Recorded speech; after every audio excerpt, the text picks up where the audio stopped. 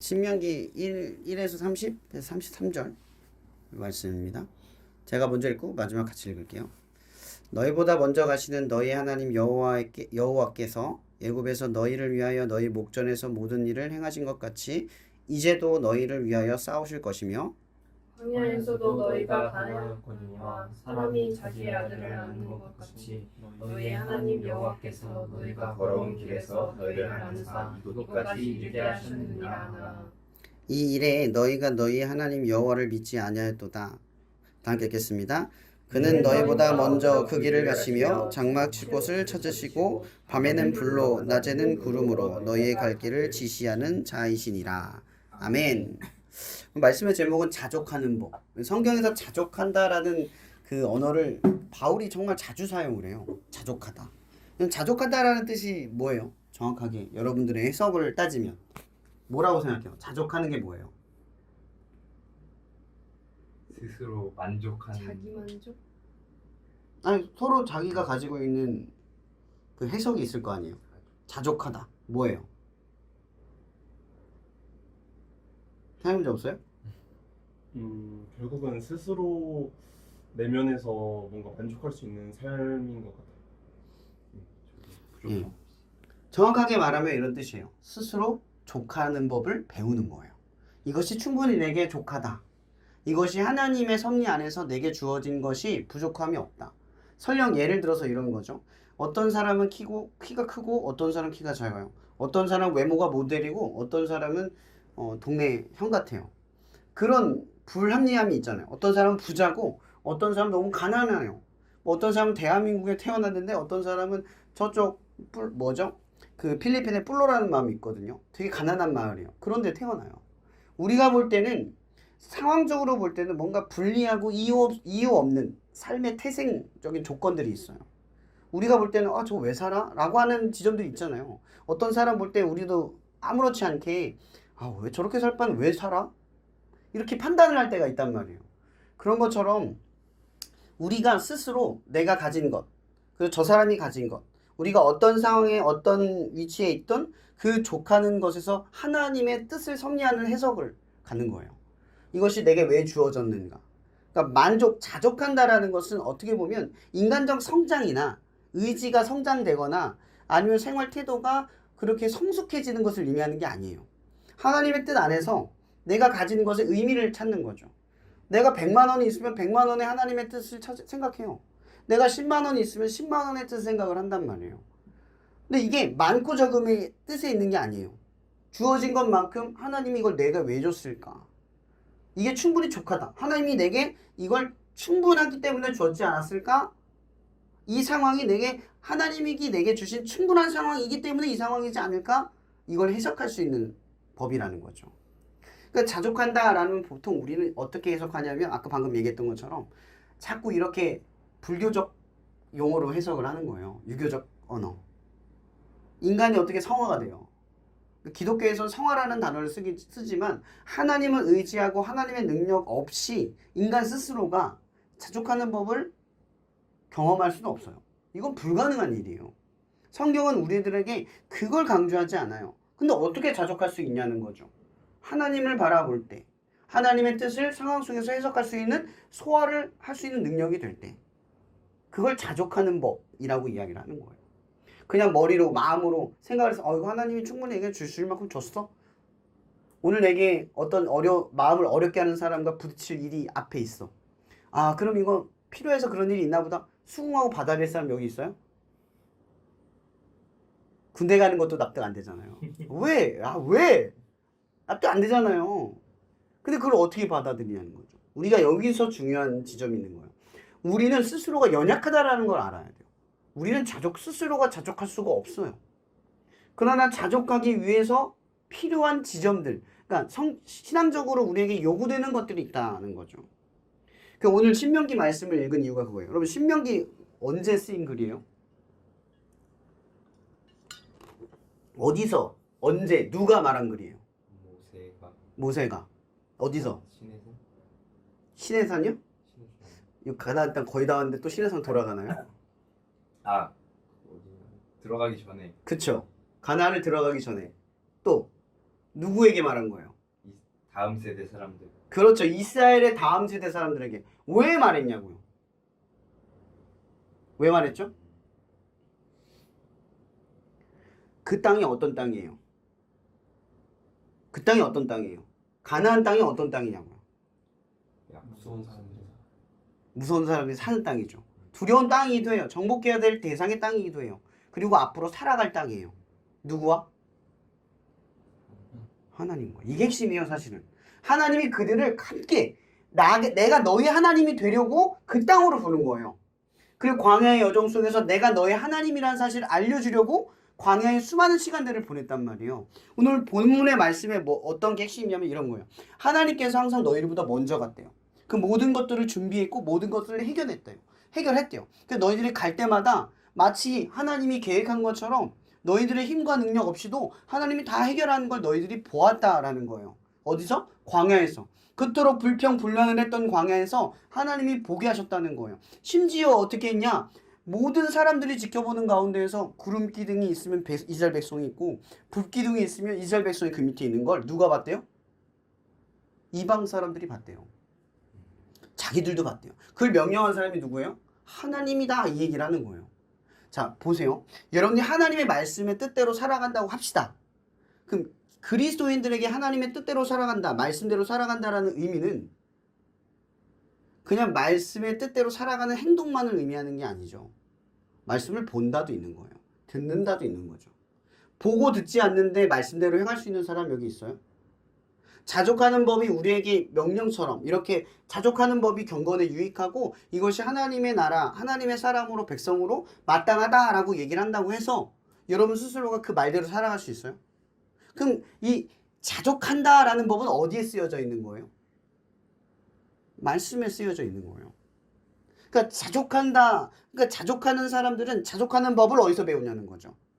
참고 견디는 데서 배우는 게 아니라, 하루하루 숙련해서 배우는 게 아니라 어디서 배워요? 말씀 안에서 배우는 거예요. 이번에도 속초여행을 이제 코어팀이 1년 동안 너무 고생을 해서 갔다 왔어요. 그 차 안에서 제가 정말 잔소리를 많이 했죠. 은혼이한테도 해볼게요. 성경 어디까지 읽었어요? 지금은 네. 지금 신약 로마서 읽고 1독 거의 다 하고 있어요? 저는 시리예요. 예. 다른 비서와 착각하신 것 같은. 정말 잘하고 있어요. 제가 여기서도 말 안 하잖아요. 그죠? 딱 읽었다고 하면 말 안 해요. 근데 차 안에서 제가 노발대발을 했어요. 저도 지금 이사야 읽고 예레미야 20장 정도 읽었어요. 아직도 턱없이 부족하다는 생각인데 1독이 목표예요. 1년. 최소 1년에 2독 정도 하는 게 사실 저한테는 평균이고 1년에 1독 하는 거는 사실은 되게 못하고 있는 수준이에요. 그래도 양심상, 목사로서 양심상 1년에 1독은 하자. 라는 개인적인 목표가 있어요. 이거는 평생의 목표예요. 저한테 있어서. 그러니까 저에게 있어서 사역은 하나의 이벤트라고 스스로 생각을 해요. 내게 주어진 일을 하고 나면, 사역을 하고 나면 그 다음에 뭐예요? 그 사역이 여러분 삶의 축적이 돼요? 끝나잖아요. 지나간 사역은 다시 오지 않아요. 여러분에게 어떤 재능이나 능력으로 남는 게 아니라 경험으로 사라질 뿐이에요. 그럼 앞으로 우리가 사역적으로든 여러분 어떤 삶의 경험으로든 더 나은 경험을 하기 위해서 쫓아는 가죠. 근데 쫓아가면 쫓아갈수록 여러분들을 충족시키나요?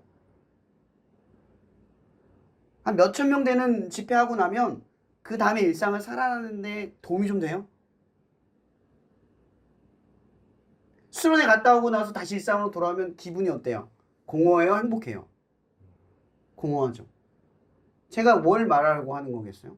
자족하는 법은 위대한 일에서 발견되는 게 아니라 사소한 일상을 반복하는 힘이에요. 사실은. 엄연히 말하면. 그 사소한 이 일상을 반복적으로 살아가는 힘이 여러분에게 나타나는 이벤트 같은 일에 가끔씩 드러나는 거예요. 실력이 드러나는 거예요. 저도 수련회를 섬기다 보면 친구들을 보잖아요. 친구들을 보다 보면 많이 느끼는 게 있어요.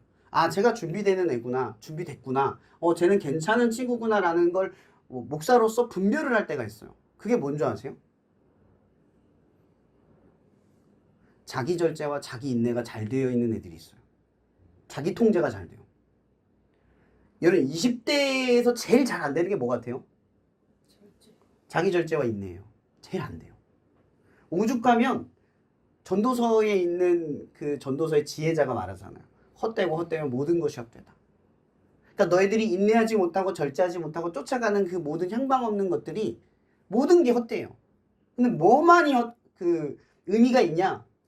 너희가 곤고한 날에 이르기 전에 힘 있다고 내가 의욕적으로 하고 싶은 대로 다 된다고 생각하기 전에 너희 하나님이 창조주이신 하나님을 기억하래요. 그 창조주이신 하나님을 기억하라는 말은 너희들이 창조하는 것들, 그러니까 너희들이 이벤트하는 것들, 만들어가는 거대한 업적들은 하나님이 만들어 창조 세계의 하나의 먼지와 같은 것들이라는 거죠. 그런 것들을 아무리 탑처럼 이루어도 구원되지 못하는 인생이라는 거예요. 근데 뭐만이 구원을 한다? 창조주이신 하나님을 기억하는 사람만이 구원이 어디로부터 오는지를 인지한다라는 거죠. 그래서 사역자들, 그러니까 아이들을 보다 보면 이벤트를 쫓아가는 게 아니라 사역 자체를 쫓아가는 애들이 있고 헌신을 쫓아가는 애들이 있고 힘든 일을 쫓아가는 애들이 있고 어떤 애들은 화려하고 드러나고 앞에 나서는 일만 쫓아가는 애들이 있어요. 사역자로서 그걸 구분할 때가 참 많아요. 그러니까 20대에게 20대로서 여러분들에게 가장 준비될 시간들이에요. 뭘로 준비할까요? 여러분들이 결혼을 하고 직장을 갖고 사회적 책임을 얻고 어떤 팀 내에서 어떤 역할을 맡을 때 여러분에게 가장 요구되는 건 실력도 실력이지만 뭐가 있어요? 자기 절제예요. 가정 내에서 내가 참아야 인내해야. 생각해보세요. 자녀를 기를 때 공장을 다니거든 일을 할 거 아니에요. 직장에서 힘들 거잖아. 힘들다고 그만두는 인내 없는 사람이 되면 가정은 깨지는 거예요. 가정을 지킬 수 있는 어른은 뭐예요? 인내심에서 나오는 거예요. 그러니까 인간에게 있어서는 사실 우리가 많이 간과하고 놓치고 있는 게 뭐냐? 자기 절제와 인내하는 능력을 길러내는 시간들이라는 거예요. 이스라엘의 광야 시간을 보세요. 불기둥과 구름기둥. 이것들이 이스라엘을 40년 동안 인도했어요. 다음 세대를. 그들이 가고 서는 걸 어디로부터 배워요? 불기둥과 구름기둥에서 배워요. 이 기간을 통해서 이스라엘이 배웠던 게 뭐예요?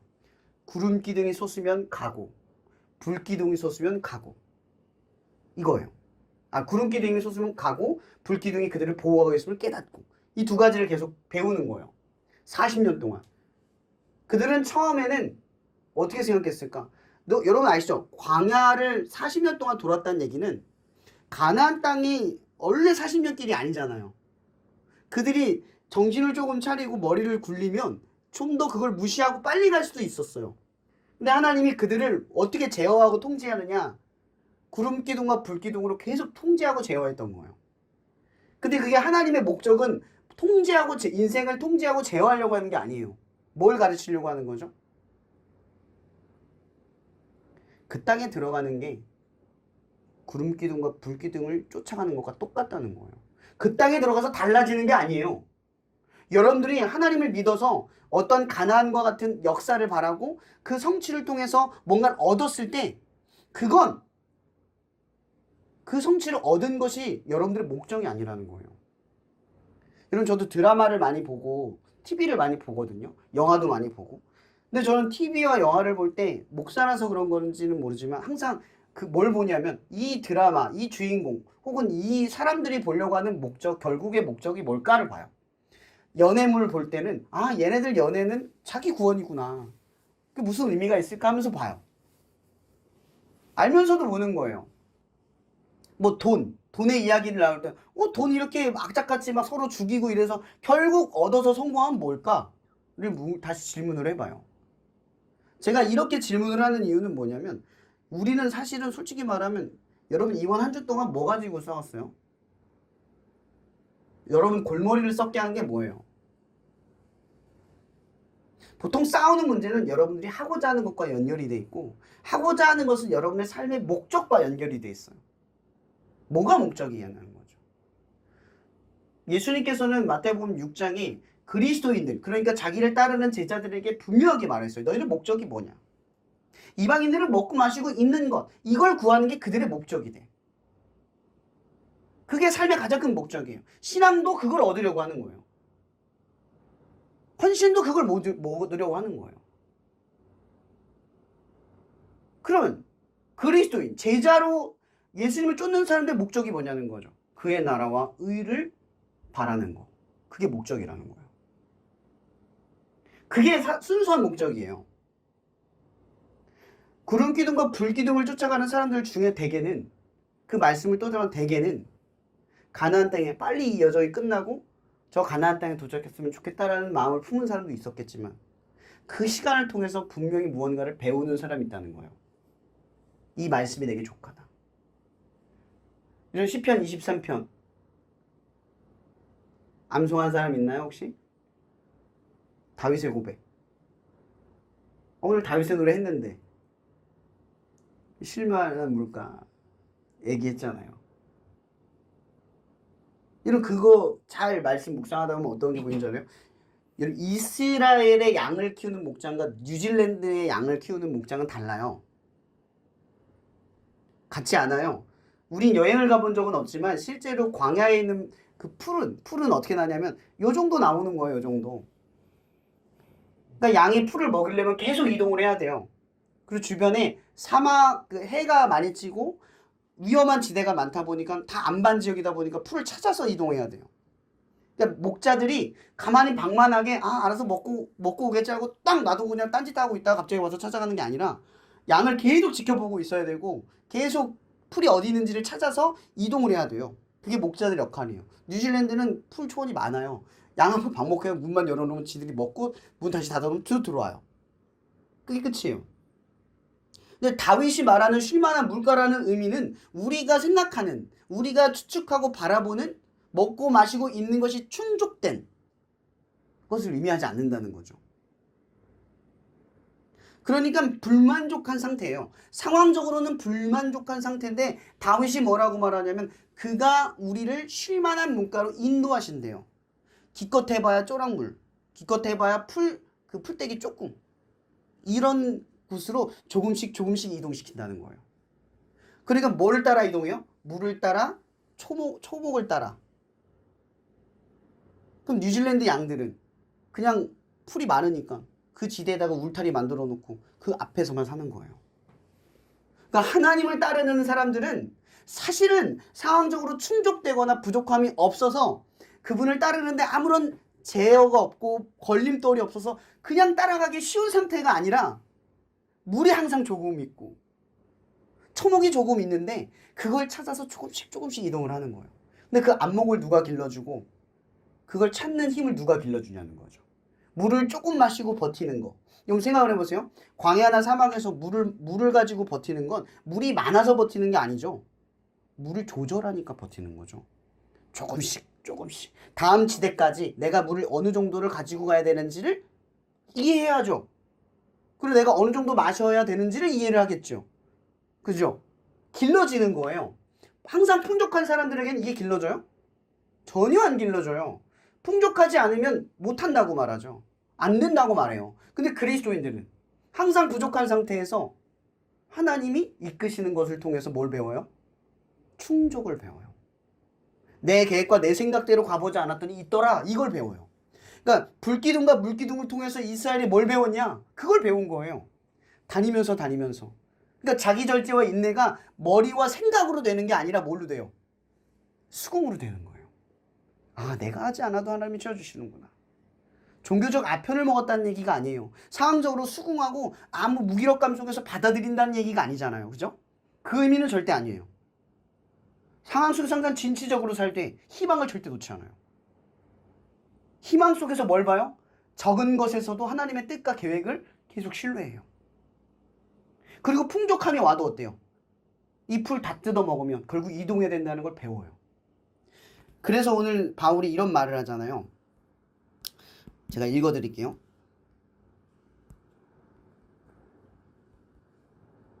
네, 디모데전서 6장 3에서 10절에 디모데에게 바울이 이런 얘기를 해요. 누구든지 다른 교훈을 하며 바른 말 곧 우리 주 예수 그리스도의 말씀과 경건에 관한 교훈을 따르지 아니하면 그는 교만하여 아무것도 알지 못하고 변론과 언쟁을 좋아하는 자니 이로써 투기와 분쟁과 비방과 악한 생각이 나며 마음이 부패하여도 진리를 잃어버려 경건을 이익의 방도로 생각하는 자들의 다툼이 일어나느니라. 그러나 자족하는 마음이 있으면 경건은 큰 이익이 되느니라.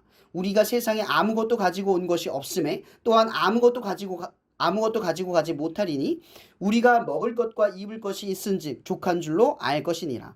부하려 하는 자들은 시험과 올무와 여러 가지 어리석고 해로운 욕심에 떨어지나니 곧 사람으로 파멸과 멸망에 빠지게 하는 것이라. 돈을 사랑함이 일만하게 뿌리가 되나니 이것을 탐하는 자들은 미혹을 받아 믿음에서 떠나 많은 근심으로써 자기를 찔렀도다. 이런 바울이 뭘 강조해요? 경건함이 뭔지 아세요? 경건하다. 경건하다. 너는 삶이 참 경건하다. 이런 종교적으로 해석하면은 통제를 잘하고 종교적으로 이렇게 인내를 잘하는 상태, 죄를 안 짓는 상태라고 생각할 수가 있어요. 근데 기독교 복음은 항상 그렇게 생각하면 안 돼요. 우리는 경건을 일시적으로 경험할 뿐 유지하지 못해요. 근데 언제 경건해지냐는 거죠. 바울은 그 경건함에 대해서 이렇게 얘기를 하는 거예요. 우리가 자족하는 마음의 그 핵심은 이거예요. 우리가 가지고 얻은 것, 이룬 것, 이루지 않은 것을 떠나 뭐에서 만족할 줄을 배운다? 하나님의 자녀, 하나님의 백성, 또 하나님의 용서받음, 하나님의 은혜를 받음. 거기에서 뭐를 느껴요? 족하구나를 느낀다는 거예요.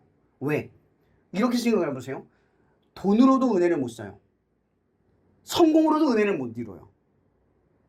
오직 복음에서 뭘로만 은혜를 입어요? 믿음으로. 근데 이 믿음은 대가가 없어요. 성공하지 않아도 돼요. 몸을 움직이지 않아도 돼요. 식물인간도 받을 수 있어요. 심지어 생각만 있으면, 마음만 있으면 구원이 돼요. 근데 그걸 족하게 여기는 사람과 족하게 여기지 않는 사람이 있다는 거예요. 지금 여러분들이 죽어도 내가 예수를 믿고 은혜가 충분하다라고 느끼면 잘 산 거예요. 근데 은혜를 얻고도 내가 여전히 부족하다 느끼면 못 산 거예요. 여러분, 주님이 여러분들을 구원하는 사실을 알고도 두려우면, 죽음이 두려우면 아직은 내가 다 못 믿는 거예요. 그러니까 더 믿음으로 나아가야 되는 거죠. 그러니까 자족한다라는 마음은 이거예요. 하나님의 은혜면 충분하다. 어떤 상황과 어떤 것이 와도 그분의 은혜면 충분할 것이다. 라는 거예요. 여러분, 여러분의 20살의 여정은 혼자 걷는 길이 아니에요. 누구와 함께하는 법을 배우는 거죠? 하나님과 함께하는 법을 배우는 거예요. 인내와 절제를 통해서 어디로 다가가냐면 말씀으로 다가가는 거예요. 왜냐하면 항상 이 말씀은 세상적 가치와 부딪혀요. 사람들은 연애, 돈, 성공, 꿈, 이게 중요하다고 말해요. 근데 말씀은 항상 그것과 충돌을 하죠. 성공도 아니야. 꿈도 아니야. 연애한다고 여러분이 구원받는 게 아니야. 내가 보기에 좋아 보이는 그 모습이 하나님이 원하는 모습이 아니야를 어디서 찾아요? 말씀에서만 찾을 수 있어요. 그러니까 여러분들이 이 세상에서 혼동스럽잖아요. 어디가 그리스도인의 길이고 어디가 하나님의 뜻이고 헷갈리잖아요. 근데 다 말씀에서 찾는 것밖에 없어요. 제가 아까 질문했죠? 뭐 가지고 씨름하세요? 오늘 하루 내가 말씀을 읽었느냐 안 읽었느냐를 가지고 싸우는 거죠. 내가 불기둥과 구름기둥 사이에서 내가 그분의 말씀을 듣고 오늘 발걸음을 옮겼는가 옮기지 않았는가를 두고 싸우라는 거예요. 매일매일. 하나님께서 이스라엘 통해서 40년 광야를 통해 가나안 땅에 들어가게 한 건 핵심은 하나님의 백성이 되게 하기 위해서요. 그 땅에 들어가기 위해서가 아니라, 성공을 시키기 위해서가 아니라, 결혼을 시키기 위해서가 아니라, 여러분들이 원하는 걸 만들어서 그 능력을 발휘하게 하기 위해서가 아니라, 그 모든 목적이 하나님의 자녀, 하나님의 백성이 되게 하려고 한다는 거예요. 근데 우리 목적은 그게 아닌 거예요. 우리가 그걸 늘 점검을 해야 돼요. 왜 자족하지 못하는 줄 아세요? 목적이 다르니까. 은혜면 충분하다고 느끼면 다른 게 필요하지 않은데 은혜 말고 다른 뭐가가 첨가돼야 된다고 생각하는 거예요. 은혜도 받았지만 좋은 교회를 세웠으면 좋겠어요. 은혜를 받았지만 좋은 차가 있었으면 좋겠어요. 은혜를 받았지만 적어도 결혼은 했으면 좋겠어요.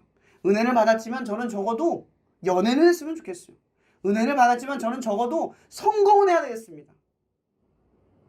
이런 성공은 수없이 우리에게 가르쳐주지 않아요? 그렇게 말하면 모세는 40살 때 부르심을 받았어야 돼요.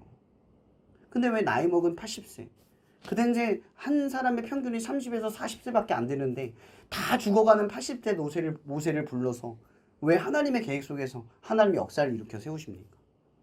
다 모세를 꿈꾸고 바울을 꿈꾸지만 바울은 20살, 30살 언저리 가장 촉망 많은 가말리엘의 수제자였어요. 가만히 있어도 그냥 인정받는, 존경받는 사람이었단 말이에요. 심지어 로마의 시민권도 갖고 있었어요. 그 당시에 시민권은요, 일반 이방인 도시에서 1%도, 0.5%도 안 되는 사람이었다는 거예요. 나중에 가서야 시민권이 풀렸지만 그 당시 시민권은 그냥 신이에요. 인권이 오직 로마 시민에게만 있었거든요. 건들면 다 죽어요. 그만큼 막강한 거예요. 지금 미국 사람을 못 건드리잖아요. 어느 세계든. 건들면 전쟁이에요. 미국 사람들 안 죽이잖아요. 다른 나라에서도. 왜 못 죽여요? 힘이 있었기 때문인 거예요. 근데 바울이 그거 다 버리니까 그 짓을 하나님이 쓰죠. 어떻게 버려요? 다메섹 도상에서 하나님을 만났고, 그리고 안디옥 교회에서 자기를 믿고 추종했던 사람들에게 버림받고 나니까 그제서야 하나님이 써요. 그에게 모든 권위와 그 인정받음이 다 명예가 사라지고 나니까 하나님이 쓰시는 거예요. 그럼 여러분들에게 바울이 되라, 모세가 되라, 다윗이 되라 이 얘기를 하는 게 아니에요. 제가 말하는 건 여러분 이 시대를 살아가는 우리들의 가장 큰 힘은 자족하는 법을 배워야 한다는 거죠. 여러분의 일상이 삶이 광야같이 느껴지세요? 그럼 맞는 거예요. 광야로 걷고 있는 거예요. 불기둥과 구름기둥으로 하나님이 나를 지금 인도하고 계신다는 사실을 기억해야 돼요. 이런 불기둥과 구름기둥이 여러분들을 통제한다고 하지만 그 벗어날 수 있는 건 우리 의지로도 충분히 가능해요. 여전히 지금도 수많은 사람들이 그 불기둥과 구름기둥을 쫓아가는 게 아니라 거기에 머무르는 게 아니라 그걸 벗어나려고 하고 있어요. 여러분들은 그런 세상에 대하여 우리가 보여주는 거예요. 여전히 불기둥과 구름 사이를 피해서 자기가 가고 싶은 길을 가는 그 사람들에게 우리가 지금 여기 머물러서 그분의 말씀을 쫓아가고 있다는 걸 보여주는 거죠. 지금은 구름기둥과 불기둥을 볼 수 없어요. 그러나 여러분 구름기둥과 불기둥이 상징한 게 뭐예요? 이방인들이 이스라엘을 보면서 왜 두려워했어요? 하나님이 그 백성과 함께한다는 걸 두려워했어요. 시대적으로 이스라엘의 유명한 인물들을 보세요. 다니엘과 같은 인물들을 보세요. 그 사람들은 포로였고 별 볼 일 없는 신분이었는데 왜 왕들이 두려워했죠? 하나님이 그들과 함께했기 때문에. 이게 뭐예요? 보여줬다는 거예요. 하나님의 말씀을 쫓아가는 사람들이 그 위에 뭐가 있는지 보여요. 구름기둥과 불기둥이 드러나요. 여러분들의 삶이 구름기둥과 불기둥이 사람들 앞에 보여지지 않겠죠. 근데 여러분들이 말씀을 쫓고 하루하루 쌓아가고 사람들과 다른 가치로 구름기둥 밑에서 그분을 쫓아가면 사람들이 볼 거예요. 그 말도 안 되는 구름기둥의 크기와 그 말도 안 되는 불기둥의 역사를. 그럼 우리 그리스도인들은 어떻게 하나님의 나라를 보여주나요? 그거요. 말씀 지키면서 세상과 다른 길을 걸으면서 우리 위에 구름기둥이 있고 우리의 삶에 불기둥과 같은 것이 지켜주고 있다는 사실을 보여주는 거죠. 뭘로 보여줘요? 사역으로가 아니라 삶으로 보여준다는 거죠.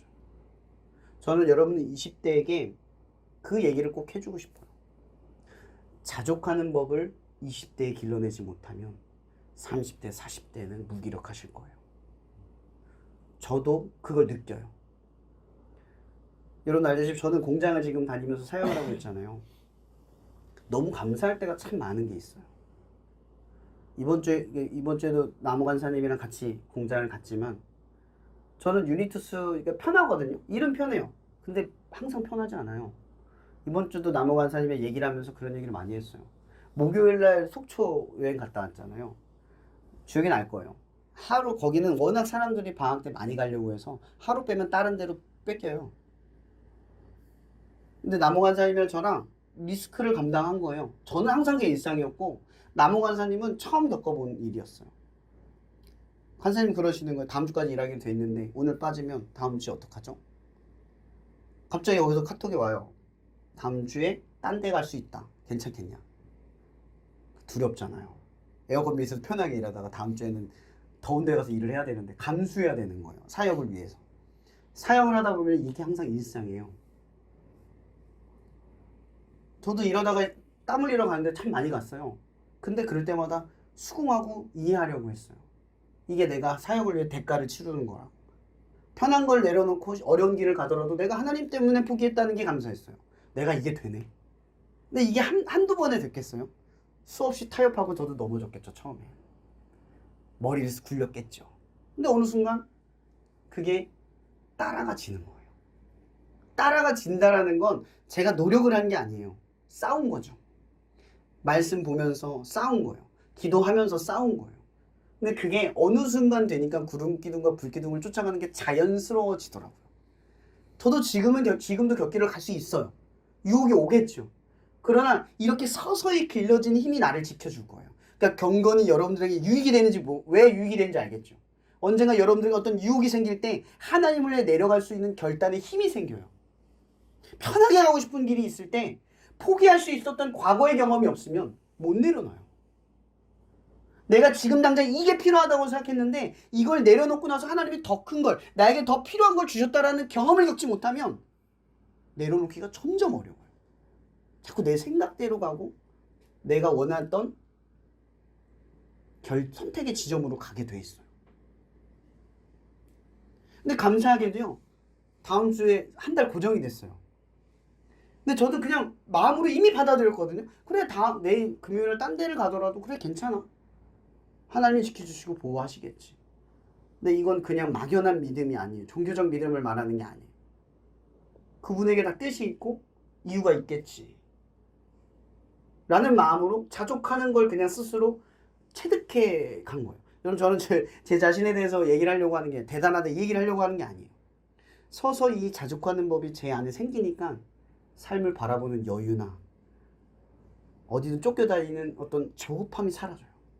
더 현명하고 더 나은 선택을 할 수 있는 기회들이 열려요. 지금밖에 없구나라는 그런 절망감, 그 안에 속하지 못했어의 좌절감이 점점 아무런 저한테는 무기가 되지 않아요. 저를 공격하는 상대적 무기가 되지 않아요. 제가 출근하면서 딱 하는 그 반복적인 그냥 단순한 행동이었어요. 일하러 가기 전에 차에서 기도하고 일자리로 가요. 그리고 여유가 되면 일찍 10분, 20분 일부러 일찍 가서 말씀 보고, 그래서 성경책 일할 때 꼭 챙겨가요. 가방에 넣고 가요. 무겁든 크든 가져가요. 거기서 시간 나면 성경을 읽든 아니면 저녁에 읽든 내가 마음이 힘들거나 공허함이 들 때 성경책을 꺼내서 그냥 봐요. 그런 싸움을 늘 단순하게 해요. 그게 대단하다는 것이 아니라. 제가 속초 갔다 오면서 잔소리를 많이 했나 봐요. 나무가산이 가방에 성경책을 가져왔더니 제가 엄청 뭐라 했거든요. 근데 그 가방에 성경책 있는 거 보고 속으로는 뿌듯했어요. 이해했구나. 이해를 했구나. 이런 시간 나면 뭐 하세요? 핸드폰 보지 마세요. 시간 나면 인스타 많이 하지 마세요. 시간 나면 전화하고 연락하느라 시간 낭비하지 마세요. 시간 날 때 틈틈이 성경을 보면서 하루하루를 만들어 가세요. 여러분 삶은 주도적인 삶을 살아야 돼요. 여러분 말씀을 쫓아간다는 건 주도적인 삶이에요. 근데 세상을 쫓는 건 주도적이지 않아요. 제가 연애하면 나도 하고 싶어. 제가 성공하면 나도 성공하고 싶어. 제가 돈 많이 벌면 나도 저 길로 가고 싶어. 이게 주도적인 삶입니까? 이런 말씀은 항상 여러분의 삶을 주도적으로 끌어가요. 자족하는 삶은 항상 여러분의 삶에 주어진 것대로 살아가는 게 아니라 주어진 것에서 희망적인 것들을 바라보고 살아가요. 그 너머에 뭔가 있다는 걸 보고 살아가요. 그리스도인들은 지금 당장에 주어진 것만 가지고 살아가지 않아요. 주어진 것을 통해 하나님이 뭘 한다라는 희망과 소망 속에서 살아가요. 지금 삶은 보져가고 별것 아닌 이 일상이어도 언젠간 하나님이 나중에 이걸 통해 뭔가를 이루려고 하신다라는 엄청난 희망을 품고 살아간다는 거죠. 여러분들의 비전은 결코 작지 않아요. 여러분들의 삶은 이 하루하루는 결코 작지 않아요. 다만 가장 작게 보이는 일을 지켜가시라는 거예요. 말씀을 읽고 기도를 하는 거. 뭔가 힘들고 어려울 때 기도하는 사람이 아니라 내가 오늘 하루를 살아갈 때, 내가 오늘 하루를 받아들이기 어려울 때, 하루를 살아가기 위해, 싸우기 위해 기도하고, 하루의 공허함과 외로움, 상대적 박탈감, 누군가는 있는데 내게 없는 것 때문에, 혹은 내가 원하지 않는 상황에 내가 놓여졌을 때 말씀을 붙들고 싸워가는 여러분이 되기를 바라요. 마지막으로 말씀 하나로 마칠게요. 빌립보서 4장 10에서 13절. 내가 주 안에서 크게 기뻐함은 너희가 나를 생각하는 것이 이제 다시 싹이 남이니 너희가 또한 이를 위하여 생각은 하였으나 기회가 없었느니라. 내가 궁핍함으로 말미암는 것이 아니니라. 어떠한 형편에든지 나는 자족하기를 배웠느니 나는 비천에 처할 줄도 알고 풍부에 처할 줄도 알아. 모든 일 곧 배부름과 배고픔과 풍부와 궁핍에도 처할 줄 아는 일체의 비결을 배웠노라. 내게 능력 주시는 자 안에서 내가 모든 것을 할 수 있느니라. 기억하세요. 할 수 있다. 군대 용어가 아닙니다. 하면 되게 해라. 그 얘기가 아닙니다. 여기서 말하는 건 풍부하든 풍부하지 않든, 배고프든 배고프지 않든, 곰핍하든 부하든 그것과 상관없이 하나님이 주시는 능력 안에서 우리는 뭐든 할 수 있다. 이게 어디서부터 나와요? 믿음에서 나오는 거예요. 믿지 않으면 이건 그냥 멋들어진 명언이나 글에 불과해요. 그럼 이 13절 말씀 백날 외우고 기억하면 뭐예요? 내게 능력 주시는 데서 뭐든지 할 수 있어. 그럼 또 상황이 힘들면 어떡하지? 앞으로 다가올 두려움이 생기면 어떻게 해야 되지? 이건 우리에게 암기를 통해서 가스라이팅, 플러팅하라는 얘기가 아니에요. 실존하는 힘에 대한 이야기를 하고 있는 거예요. 상황과 주어진 현실에 상관없이 하나님의 백성, 하나님의 자녀라고 내가 스스로 생각하면 그 안에서 능력이 부족함이 없다를 되뇌이는 거예요. 비록 상황이 보여도, 비록 현실 아래 갇혀도 우리는 이 말씀을 절대 잊지 않아야 돼요. 내게 능력 주신 자 안에서 뭐든지 할 수 있다. 이게 자족하는 사람이 진짜 고백할 수 있는 문장입니다. 이 문장이 여러분의 삶 가운데 새겨지기를 바랍니다. 그리고 그 힘을 20대 소중한 시간에 길러내시기를 바랍니다. 그리고 30대, 40대에는 그 능력을 사용하는 여러분이 되기를 바라요. 마지막으로 이것만 기억하세요. 모세는 40년 광야에 이스라엘 백성을 끌고 갔을 때 성경 기록에 이렇게 말해요. 그 땅에 모세와 같이 온유한 자는 없었더라. 여러분, 온유함이란 자기 절제와 자기 인내 속에서 평정심을 유지하는 힘을 말해요. 모세가 수없이 말했죠. 내가 이들을 낳았습니까? 내가 이들을 길렀습니까? 저들이 내 자식입니까? 그렇게 말할 만큼 그들을 이끌 때 마음이 어렵고 힘들었어요. 잘해줘도 불평, 못해주면 돌들고, 아무리 큰 역사를 보여줘도 힘든 일이 닥치면 언제든지 팽당할 수 있는 그런 상황 속에서 모세가 얼마나 무서웠겠어요. 그들을 사랑하기가 더 무서웠을 거예요. 사랑은 해야 되는데 자꾸 미워질 거예요.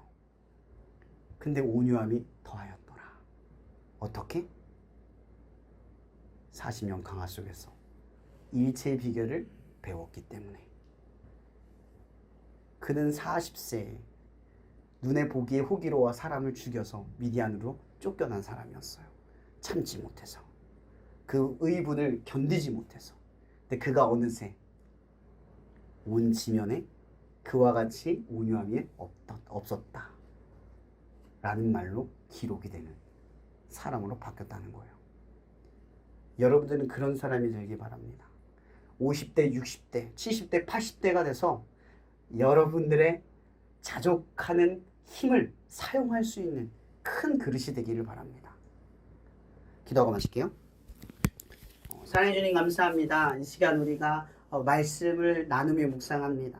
정말 20대 힘든 여정을 살아갑니다. 저도 생각해보면 20살이 너무나 힘겹고 어려웠다는 것을 생각해봅니다. 모든 친구들의 이 어려움을 다 헤아릴 수는 없지만 한 가지 분명한 것은 우리 친구들이 힘들고 어려울 때 이 말씀을 통해 그 방법을 알고 있다는 사실을 그 삶의 자리에서 배워갔으면 좋겠습니다. 사람들이 결혼만 하면, 집만 사면, 성공만 하면, 취업만 하면 괜찮아. 어떤 방법과 수단을 쓰고 어떤 삶을 살아도 상관없어. 그 길을 걸어갈 때 적어도 우리들은 하나님의 말씀 안에서 그곳에 들어가면, 취업이라는 문을 통과해서 그곳에 들어가면, 결혼을 통해서 그 문에 들어가면 내가 성공을 통해서 그 문에 들어가면 그곳에서 하나님과 함께하는 삶을 살 수 있는 힘을 가진 우리가 되게 하여 주시옵소서. 지치고 힘든 이 삶의 여정 속에서 내게 능력 주시는 자에서 모든 것을 할 수 있다라고 하는 이 말씀이 우리를 지켜주시기를 간절히 바라오며 살아계신 예수님의 이름으로 감사하며 기도합니다. 아멘.